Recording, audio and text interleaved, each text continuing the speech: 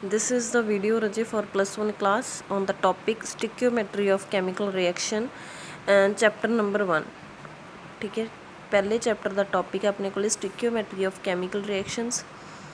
स्टिक्योमेट्री of chemical reaction की जी theory given है वो तुहाडियां बुक्स के विच गिवन है, जिस तुहानूं कैमिकल इक्वेशन नूं जस्ट बैलेंस करना दिखाया as you people are doing from the last classes from your lower classes. Okay, ਉਹੀ ਹਿੱਟ ਐਂਡ ਟਰਾਇਲ ਮੈਥਡ ਹੈ। ਉਹਦੇ ਵਿੱਚ ਕੈਮੀਕਲ ਇਕੁਏਸ਼ਨ ਕੀ ਦੱਸਦੀ ਹੈ ਆਪਾਂ ਨੂੰ, ਕੈਮੀਕਲ ਰਿਐਕਸ਼ਨ ਦੇ ਵਿੱਚ ਕੀ ਦੱਸਿਆ ਹੁੰਦਾ। ਕੈਮੀਕਲ ਰਿਐਕਸ਼ਨ ਅਗਰ ਬ੍ਰੈਕਟ ਦੇ ਵਿੱਚ ਜੀ ਪਾਈਏ ਰਿਐਕਟੈਂਟ ਦੇ ਨਾਲ ਦੈਟ ਮੀਨਸ ਗੈਸ ਹੈ, ਜੇ ਐਸ ਪਾਈਏ ਤਾਂ ਸੋਲਿਡ ਹੈ, ਜੇ ਏ ਕਿਊ ਪਾਇਆ ਤਾਂ ਐਕੁਅਸ ਆ, ਜੇ ਐਲ ਪਾਈਏ ਤਾਂ ਲਿਕੁਇਡ ਹੈ। ਮੀਨਸ ਉਹ ਰਿਐਕਟੈਂਟ ਦੀ ਸਟੇਟ ਦੱਸੀ ਹੁੰਦੀ ਹੈ।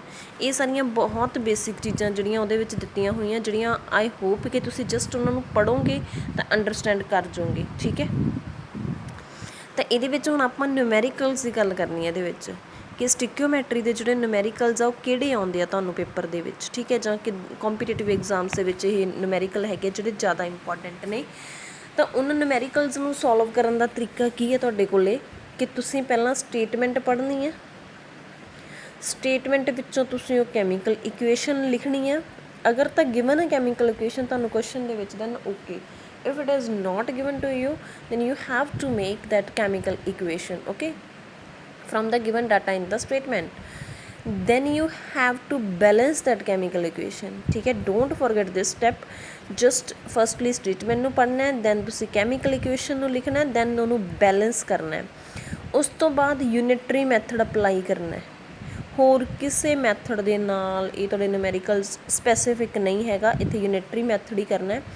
ਜਨੇਟਰੀ ਮੈਥਡ ਕੀ ਹੁੰਦਾ ਹੈ ਕਿ ਯੂਨਿਟ ਵਾਈਜ਼, ਕਿ ਜਿਵੇਂ ਮੈਂ ਪਹਿਲਾਂ ਵੀ ਐਗਜ਼ਾਮਪਲ ਦਿੰਦੀ ਹਾਂ ਕਿ ਤੁਹਾਨੂੰ 10 ਪੈਨਸ ਦਾ ਪਤਾ ਹੈਗਾ, ਪ੍ਰਾਈਸ ਮੰਨ ਲਓ 20 ਰੁਪੀਜ਼ ਹੈ, ਤਾਂ ਤੁਸੀਂ ਇਹਦੇ ਤੋਂ ਇੱਕ ਦਾ ਕੱਢ ਲਿਆ। ਜਦੋਂ ਆਪਾਂ ਇੱਕ ਦਾ ਕੱਢਦੇ ਹਾਂ ਨਾ, ਚੀਜ਼ਾਂ ਦਾ ਕੁਛ ਵੀ ਕੱਢਦੇ ਹਾਂ, ਕੈਲਕੂਲੇਟ ਕਰਦੇ ਹਾਂ, ਤਾਂ ਉਹਨੂੰ ਯੂਨਿਟਰੀ ਮੈਥਡ ਕੱਢਦੇ ਹੁੰਦੇ। ਜੇ ਅੱਗੇ 20 ਦਾ ਕੈਲਕੂਲੇਟ ਕਰਨਾ ਤਾਂ ਉਹ ਤੁਸੀਂ ਮਲਟੀਪਲਾਈ ਕਰਕੇ ਕਰ ਲਓਗੇ ਇੱਕ ਵਾਲਿਆਂ ਦੇ ਨਾਲ, ਜਿੰਨਾ ਇੱਕ ਦਾ ਆਊਗਾ। ਠੀਕ ਹੈ, ਤਾਂ ਉਹ ਯੂਨਿਟਰੀ ਮੈਥਡ ਆ ਜਿਹੜਾ ਆਪਾਂ ਬਹੁਤ ਪਹਿਲਾਂ ਤੋਂ ਕਰਦੇ ਆ ਰਹੇ ਹਾਂ।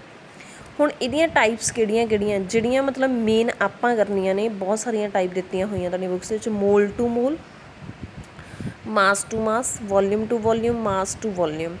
ਮਤਲਬ ਕੀ ਹੈ ਕਿ ਜੇ ਕੁਐਸਚਨ ਦੇ ਵਿੱਚ ਤੁਹਾਨੂੰ ਗਿਵਨ ਹੈ ਜਿਹੜੀ ਚੀਜ਼ ਉਹ ਮੋਲਸ 'ਚ ਹੈ ਅਤੇ ਆਨਸਰ ਵੀ ਤੁਸੀਂ ਮੋਲ 'ਚ ਕੈਲਕੂਲੇਟ ਕਰਨਾ ਹੈ, ਉਹ ਹੈਗੀ ਹੈ ਮੋਲ ਟੂ ਮੋਲ। ਅੱਗੇ ਕੁਐਸਚਨ ਤੁਹਾਨੂੰ ਮਾਸ 'ਚ ਗਿਵਨ ਹੈ, ਕੁਐਸਚਨ 'ਚ ਤੁਹਾਨੂੰ, ਤਾਂ ਤੁਸੀਂ ਆਨਸਰ ਵੀ ਮਾਸ 'ਚ ਫਾਈਂਡ ਕਰਨਾ ਹੈ। ਠੀਕ ਹੈ, ਮਾਸ ਟੂ ਮੋਲ ਵੀ ਹੋ ਸਕਦੀ ਹੈ, ਮੋਲ ਟੂ ਮਾਸ ਵੀ ਹੋ ਸਕਦੀ ਹੈ ਟਾਈਪ ਇਹਦੀ। ਮੀਨਸ ਪੈਟਰਨ ਆਹੀ ਰਹੂਗਾ, ਤੁਸੀਂ ਆਪਦਾ ਦਿਮਾਗ ਲਾਉਣਾ ਬਸ। ਮਾਸ ਟੂ ਮੋਲ ਕੀ ਹੋ ਸਕਦਾ ਵੀ ਕੁਐਸਚਨ 'ਚ ਤੁਹਾਨੂੰ ਮਾਸ ਗਿਵਨ ਹੋਵੇ, ਆਨਸਰ ਤੁਸੀਂ ਮੋਲ 'ਚ ਕੱਢਣਾ ਹੋਵੇ। ਹੋ ਸਕਦਾ ਤੁਹਾਨੂੰ ਮੋਲ ਗਿਵਨ ਹੋਵੇ, ਮਾਸ 'ਚ ਕੱਢਣਾ ਹੋਵੇ। ਵੋਲੀਅਮ ਟੂ ਵੋਲੀਅਮ, ਜੇ ਤਾਂ ਵੋਲੀਅਮ ਹੀ ਕੁਐਸਚਨ 'ਚ ਗਿਵਨ, ਆਨਸਰ 'ਚ ਵੀ ਵੋਲੀਅਮ ਆ। ਮਾਸ ਟੂ ਵੋਲੀਅਮ ਵੀ ਹੋ ਸਕਦਾ ਕਿ ਕੁਐਸਚਨ 'ਚ ਤੁਹਾਨੂੰ ਵੋਲੀਅਮ ਮਾਸ ਗਿਵਨ ਅਤੇ ਆਨਸਰ ਤੁਸੀਂ ਵੋਲੀਅਮ 'ਚ ਕੱਢਣਾ। ਮੀਨ ਜਿਹੜੀ ਪਹਿਲੀ ਚੀਜ਼ ਆ ਤੁਹਾਨੂੰ ਕੁਐਸਚਨ ਦਿੱਤੀ ਹੋਊਗੀ, ਜਿਹੜੀ ਬਾਅਦ ਵਾਲੀ ਚੀਜ਼ ਆ ਤੁਸੀਂ ਆਨਸਰ ਕੱਢਣਾ ਹੋਊਗਾ। ਇੱਦਾਂ ਦੀਆਂ ਟਾਈਪਸ ਨੇ। ਠੀਕ ਹੈ, ਔਰ ਪੇਪਰ ਤੁਹਾਨੂੰ ਡਿਫਰੈਂਸ਼ੀਏਟ ਕਰਕੇ ਨਹੀਂ ਆਊਗਾ ਕਿ you have to calculate this mole to mole and you have to make your sense, use your senses to make it clear ਕਿ which type it is. Okay, now we will start with the numerical.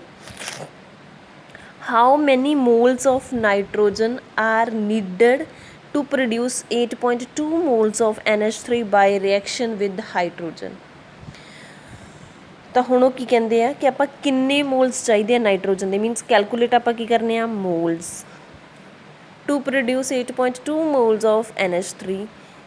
Given ਵੀ ਕੀ ਆ, moles. Means ਇਹ ਕਿਹੜੀ ਆ ਗਈ ਆਪਣੇ ਕੋਲੇ, ਮੋਲ ਟੂ ਮੋਲ। ਠੀਕ ਹੈ, ਕਿਹੜੀ ਰਿਲੇਸ਼ਨਸ਼ਿਪ ਆ ਗਈ, ਮੋਲ ਟੂ ਮੋਲ ਆ ਗਈ। By reaction with hydrogen. ਹੁਣ ਸਟੇਟਮੈਂਟ ਨੂੰ ਧਿਆਨ ਨਾਲ ਪੜ੍ਹਨ 'ਤੇ ਕਿ ਆਪਾਂ ਨਾਈਟ੍ਰੋਜਨ ਕਿੰਨੀ ਚਾਹੀਦੀ ਹੈ, ਜੇ ਉਹਦੀ ਰਿਐਕਸ਼ਨ ਆਪਾਂ ਹਾਈਡਰੋਜਨ 'ਤੇ ਕਰਾਈਏ ਅਤੇ ਬਣੇ ਕੀ, ਅਮੋਨੀਆ, ਤਾਂ ਆਹ ਰਿਐਕਸ਼ਨ ਲਿਖ ਲਈ ਹੁਣ ਆਪਾਂ ਸੈਕਿੰਡ ਸਟੈਪ, ਕੈਮੀਕਲ ਇਕੁਏਸ਼ਨ। ਠੀਕ ਹੈ, ਉਸ ਤੋਂ ਬਾਅਦ ਇਹਨੂੰ ਬੈਲੈਂਸ ਕਰਨਾ ਹੈ।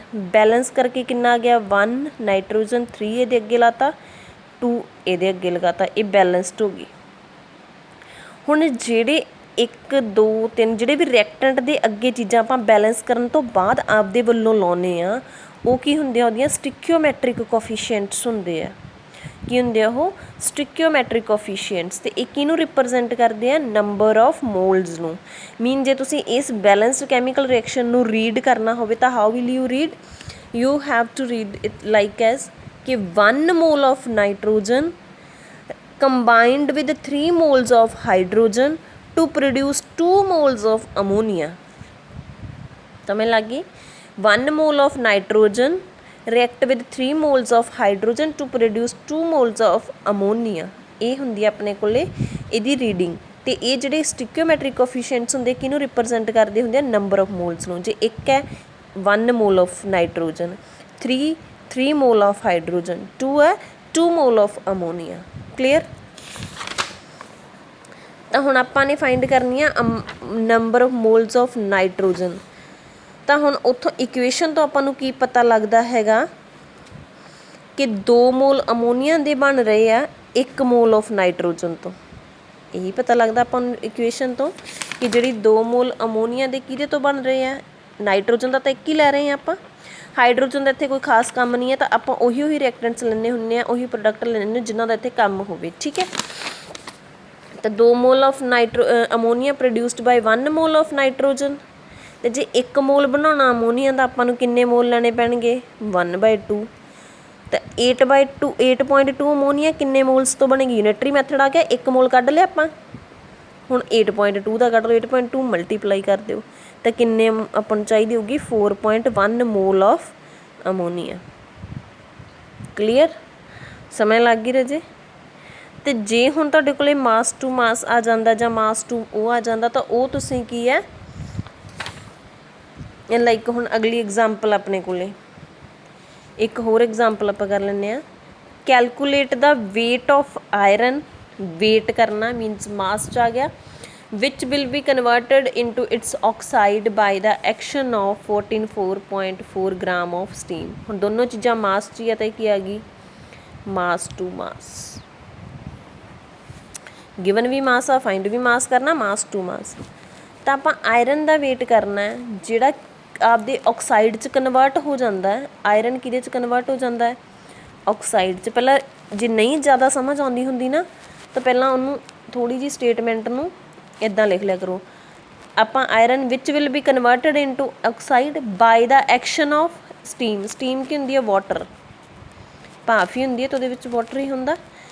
Action of means inner reaction ਹੈ, ਤਾਂ ਆਹ ਰਿਐਕਸ਼ਨ ਬਣ ਗਈ। ਮੀਨਸ Fe ਆ ਰਿਐਕਸ਼ਨ ਲਿਖ ਲਈ। ਹੁਣ ਆਪਣਾ ਸੈਕਿੰਡ ਸਟੈਪ ਹੈ Fe ਪਲਸ H2O ਕੀ ਬਣਾਉਂਦਾ? Fe3O4।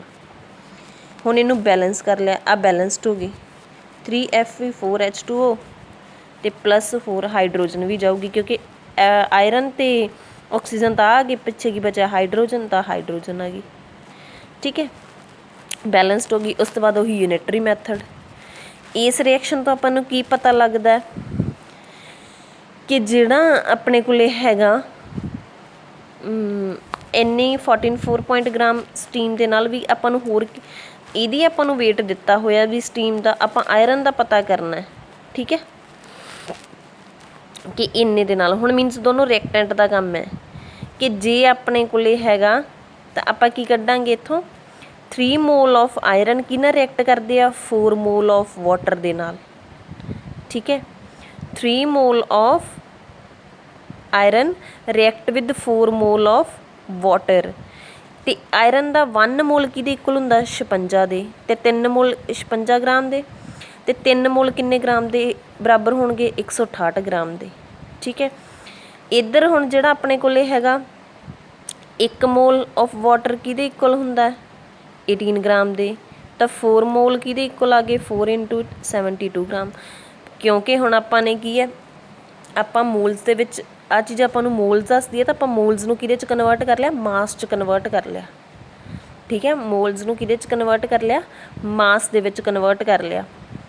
ਕਿਉਂਕਿ 1 ਮੋਲ ਕਿਹਦੇ ਇਕੁਅਲ ਹੁੰਦਾ? ਅਟੋਮਿਕ ਗ੍ਰਾਮ ਅਟੋਮਿਕ ਮਾਸ ਦੇ, ਜੇ ਜਾਂ ਗ੍ਰਾਮ ਮੋਲੀਕਿਊਲਰ ਮਾਸ ਦੇ। ਜੇ ਮੋਲੀਕਿਊਲ ਆ ਤਾਂ ਮੋਲੀਕਿਊਲਰ ਮਾਸ ਦੇ, ਜੇ ਐਟਮ ਆ ਤਾਂ ਐਟਮ। ਇਹ ਐਟਮ ਸੀ ਤਾਂ ਇਹਦੇ ਅਟੋਮਿਕ ਮਾਸ ਦੇ, ਇਹ ਮੋਲੀਕਿਊਲ ਆ ਤਾਂ ਇਹਦੇ ਮੋਲੀਕਿਊਲਰ ਮਾਸ ਦੇ। ਠੀਕ ਹੈ, ਤਾਂ ਹੁਣ ਇੱਥੋਂ ਆਪਾਂ ਜੇ ਮਾਸ ਦੀ ਭਾਸ਼ਾ 'ਚ ਗੱਲ ਕਰਨੀ ਹੋਵੇ ਤਾਂ 72 gram of water react with 168 gram of iron. 1 gram ਕਿੰਨੇ ਨਾਲ ਰਿਐਕਟ ਕਰੂਗਾ? 72 68/72 144 14.4 ਗ੍ਰਾਮ ਹੈ। ਵਾਟਰ ਕਿੰਨੇ ਨਾਲ ਰਿਐਕਟ ਕਰੂਗਾ? ਆ ਗਿਆ। ਅਤੇ ਆਹ 3 33.6 ਦਾ ਆਨਸਰ ਆ ਗਿਆ। ਠੀਕ ਹੈ, clear. This is all about stoichiometry numericals. ਠੀਕ ਹੈ, ਜਿਹੜੇ ਵੀ ਤੁਸੀਂ ਨਿਊਮੈਰੀਕਲਸ ਕਰਨੇ ਆ ਪਹਿਲਾਂ ਉਹਨਾਂ ਦੀ ਰਿਐਕਸ਼ਨ ਲਿਖਣੀ ਹੈ, ਰਿਐਕਸ਼ਨ ਬੈਲੈਂਸ ਕਰਨੀ ਆ। ਉਸ ਤੋਂ ਰਿਐਕਸ਼ਨ ਬੈਲੈਂਸ ਕਰਨ ਤੋਂ ਬਾਅਦ ਤੁਹਾਨੂੰ ਪਤਾ ਲੱਗੂ ਤੁਸੀਂ ਕੀ ਚੀਜ਼ ਫਾਈਂਡ ਕਰਨੀ ਹੈ ਅਤੇ ਕੀ ਤੁਹਾਨੂੰ ਗਿਵਨ ਹੈ। ਕਲੀਅਰ।